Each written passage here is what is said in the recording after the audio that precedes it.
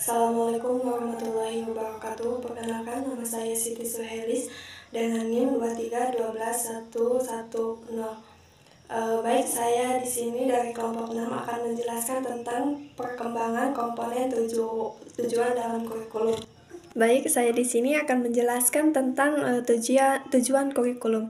Tujuan kurikulum adalah hasil belajar yang diharapkan dari peserta didik setelah mengikuti proses pembelajaran dalam suatu jenjang pendidikan.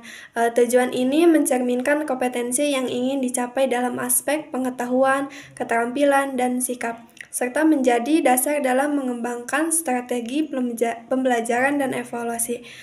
Tujuan nasional adalah cita-cita atau sasaran yang ingin disampai oleh suatu negara sebagai landasan dalam penyelenggaraan pemerintahan dan pembangunan. Tujuan ini biasanya tercantum dalam konstitusi negara dan menjadi pedoman bagi kebijakan serta program pemerintahan. Di Indonesia, tujuan nasional tertuang dalam pembukaan Undang-Undang 1945 alinea keempat, yaitu melindungi segenap bangsa Indonesia dan seluruh tumpah darah Indonesia. Tujuan dan manfaat tujuan nasional sebagai arah pembangunan negara menjadi pedoman dalam menyusun kebijakan pemerintahan, menjaga persatuan dan kesatuan bangsa. Dengan tujuan yang sama, rakyat bersatu dalam mencapaikan kesejahteraan, menjamin kesejahteraan rakyat.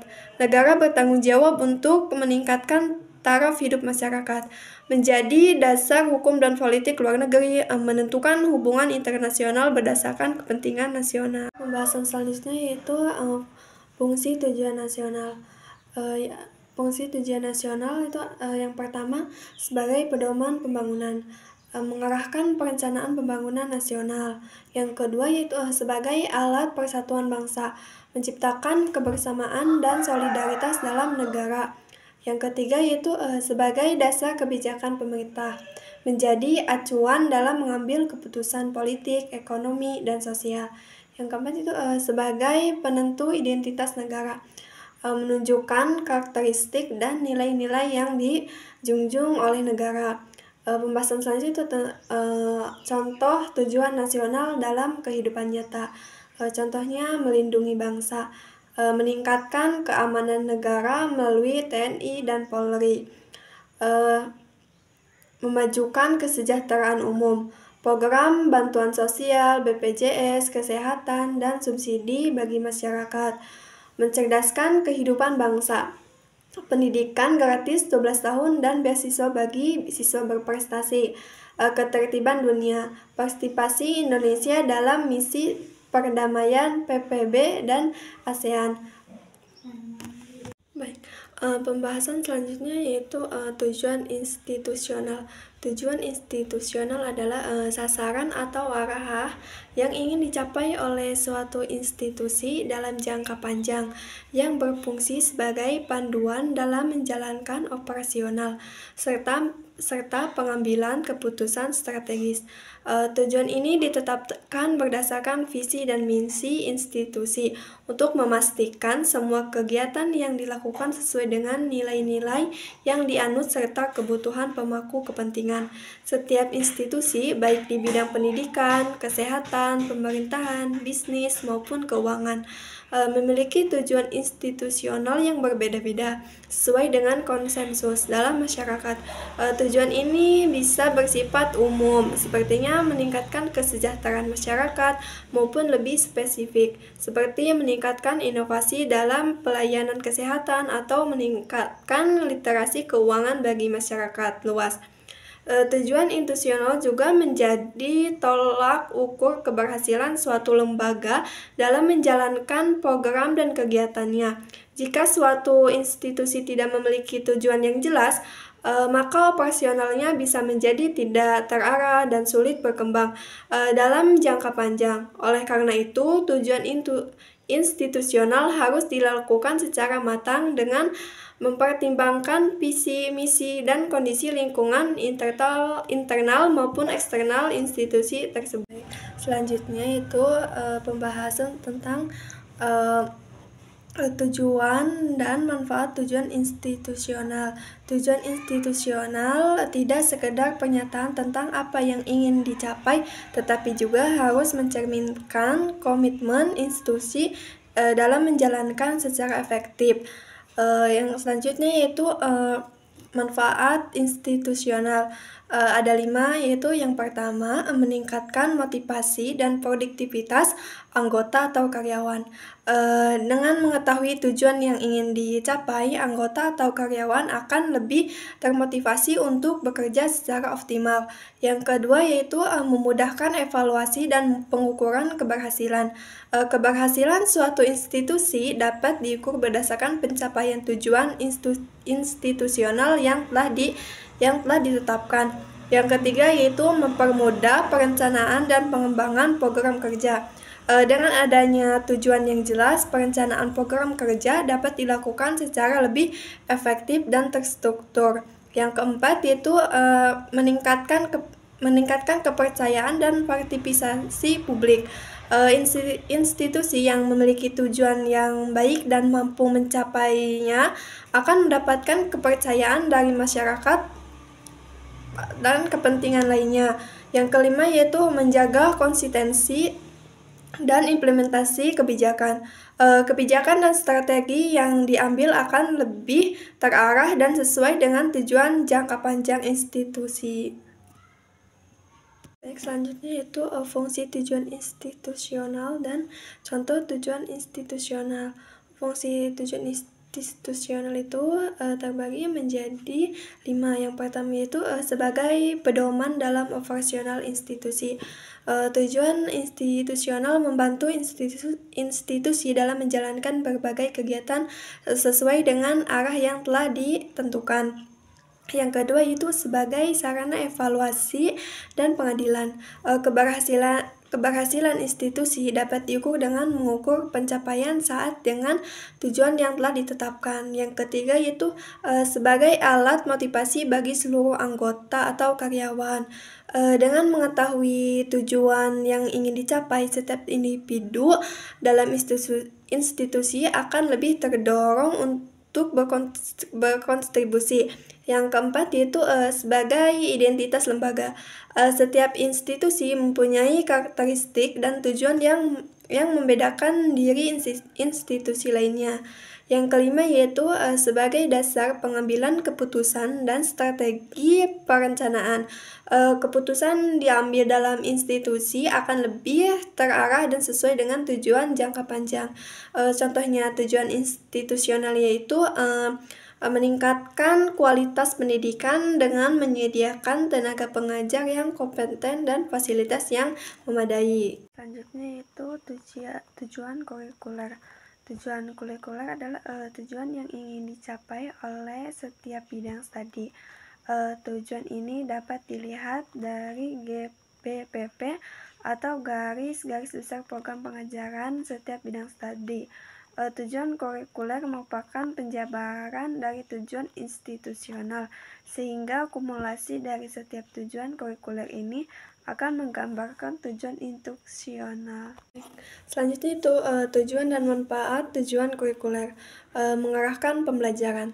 Memberikan pedoman bagi guru dalam menyusun rencana pembelajaran agar sesuai dengan kurikulum yang berlaku. Menilai hasil pendidik. Memudahkan evaluasi terhadap pencapaian belajar siswa berdasarkan indikator yang telah ditetapkan. Meningkatkan kualitas pendidikan. Mencerminkan bahwa siswa memperoleh kompetensi yang relevan dengan kebutuhan zaman dan perkembangan ilmu pengetahuan. Itu membantu pengembangan siswa. Mendorong pertumbuhan intelektual, keterampilan, dan karakter siswa sesuai dengan jenjang pendidikan mereka. Baik, selanjutnya itu fungsi tujuan kurikuler dan contoh tujuan kurikuler. Fungsi tujuan kurikuler terbagi menjadi 4. Yang pertama itu sebagai acuan pengajaran, membantu guru dan lembaga pendidikan dalam menyusun strategi pengajaran yang efektif. Yang kedua yaitu sebagai standar evaluasi, digunakan untuk menilai keberhasilan peserta didik dalam mencapai kompetensi tersebut. Yang ketiga yaitu sebagai panduan pengembangan kurikulum, menjadi dasar dalam merancang dan memperbarui kurikulum agar tetap relevan dengan kebutuhan zaman.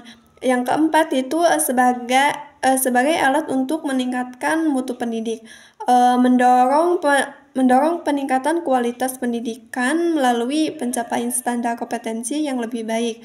Contoh tujuan kurikuler di tingkat SD, siswa mampu membaca, menulis, dan menghitung dasar sebagai bakal untuk jenjang pendidikan lebih lanjut.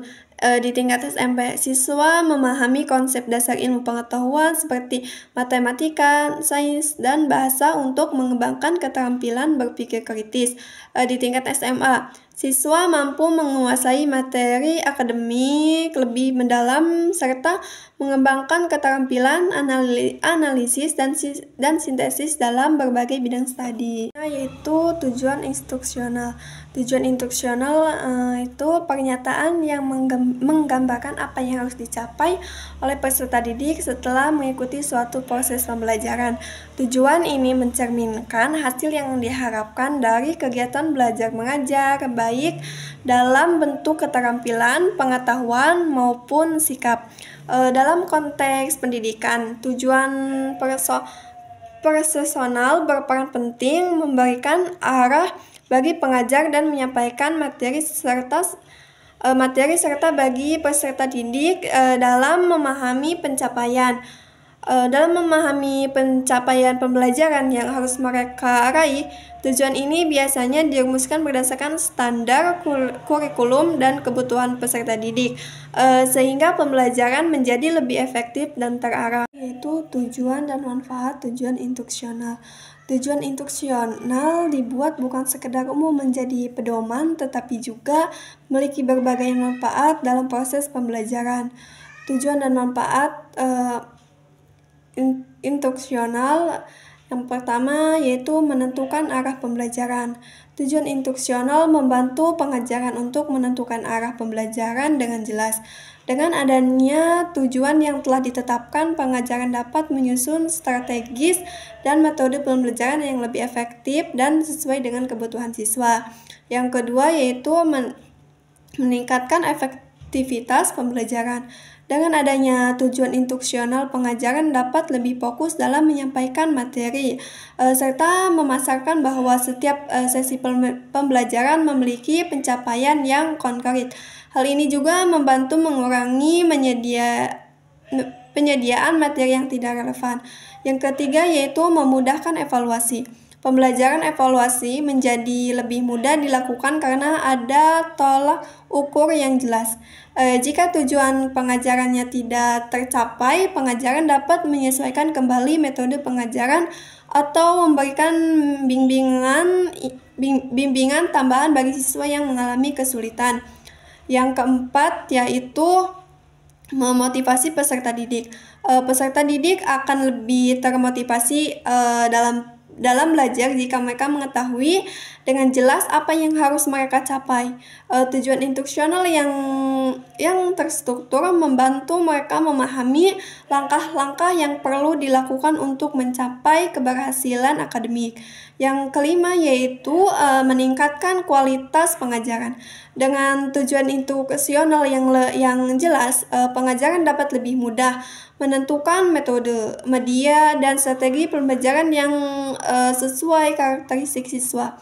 Hal ini berkontribusi pada peningkatan kualitas pengajaran secara keseluruhan. Yang keenam yaitu membantu mengembangkan kurikulum. Tujuan instruksional menjadi dasar dalam pengembangan kurikulum pendidikan.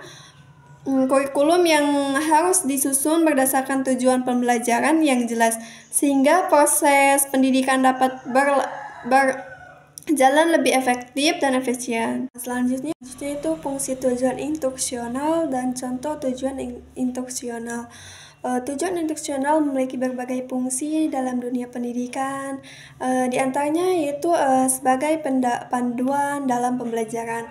Tujuan instruksional berfungsi sebagai panduan bagi pengajaran dalam menyusun rencana pembelajaran, memiliki strategis yang tepat, serta menentukan metode evaluasi yang sesuai.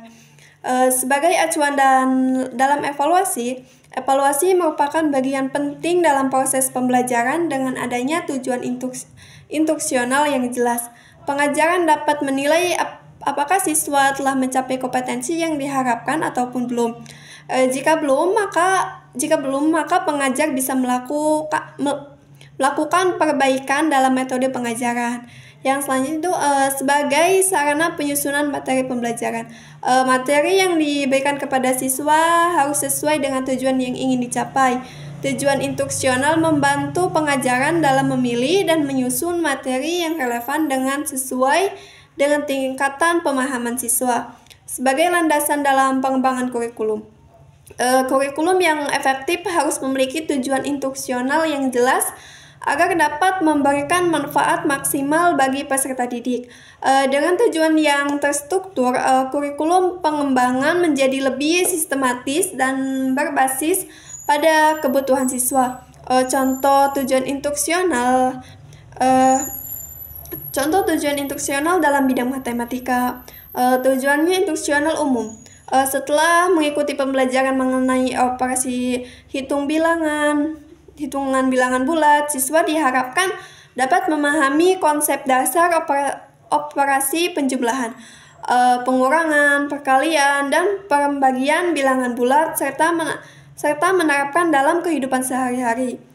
Tujuan instruksional khusus, siswa dapat menghitung dua bilangan bulat positif dan negatif dengan benar. Siswa dapat mengurangi bilangan bulat dengan menggunakan konsep yang tepat.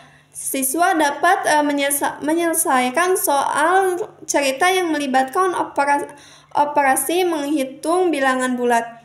Siswa dapat menjelaskan prosedur dalam menyelesaikan operasi hitung sederhana. Contoh tujuan instruksional dalam bahasa Indonesia.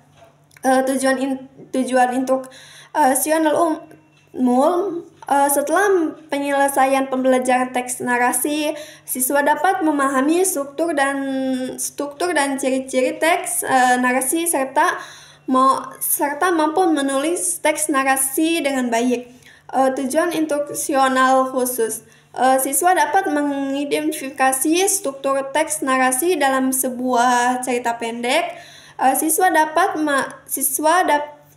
dapat menyebutkan ciri-ciri teks narasi dalam secara lisan maupun tulis. Siswa dapat menyusun teks narasi sederhana dengan memperhatikan struktur dan kebahasan yang tepat. Selanjutnya yaitu tujuan taksonomi. Tujuan itu sistem yang digunakan untuk mengelompokkan tujuan pembelajaran berdasarkan tingkat kompleksitas atau kognitif yang diperlukan untuk mencapainya. Taksonomi ini sangat berguna dalam merancang kurikulum, metode pengajaran, dan evaluasi pembelajaran. Selanjutnya yaitu indikator pencapaian tujuan. Indikator pencapaian tujuan yaitu ukuran atau parameter yang digunakan untuk menilai sejauh mana suatu tujuan telah dicapai. Indikator ini dapat berupa data kuantitatif atau angka persentasi atau jumlah, atau kualitatif atau tingkatan kepuasan perubahan perilaku yang menunjukkan keberhasilan atau kegagalan dalam mencapai tujuan yang lebih ditetapkan. Selanjutnya yaitu fungsi indikator pencapaian tujuan sebagai acuan dalam mencapai target sasaran, sebagai penanda pencapaian kompetensi dasar secara spesifik, sebagai tolak ukur pencapaian KD, sebagai pedoman bagi pengguna dalam menyusun alat ukur, sebagai pedoman membuat sebuah rencana dan melaksanakan segala segala sesuatu yang berkaitan dengan suatu kegiatan. Sebagai alat menunjuk akan adanya perubahan di dalam suatu kegiatan atau kejadian tertentu. Sebagai pedoman untuk memberikan penilaian terhadap hasil kegiatan belajar. Baik, selanjutnya yaitu langkah-langkah merumuskan indikator pencapaian tujuan. Langkah-langkahnya itu terbagi menjadi 6. Yang pertama yaitu memahami rumusan kompetensi dasar. Yang kedua yaitu menguraikan redaksi kader ke dalam komponennya. Yang ketiga yaitu menyusun spektrum kemampuan sesuai komponen. Yang keempat yaitu menyusun indikator pencapaian kompetensi. Yang kelima yaitu menyusun langkah guru untuk mengetahui pencapaian. Yang keenam yaitu menggunakan indikator dalam proses pembelajaran. Selanjutnya yaitu cara merumuskan tujuan, yaitu ada 4. Yang pertama audiens atau sasaran pembelajaran, yaitu peserta didik. Yang kedua yaitu behavior, perilaku spesifik yang diharapkan dilakukan atau dimunculkan peserta didik. Yang ketiga yaitu condition, kegiatan pembelajaran yang dilakukan oleh peserta didik. Yang keempat yaitu degrade, batasan minimal terendah yang harus dipenuhi oleh peserta didik. Hanya itu yang bisa saya sampaikan, kurang dan lebihnya mohon maaf. Wassalamualaikum warahmatullahi wabarakatuh.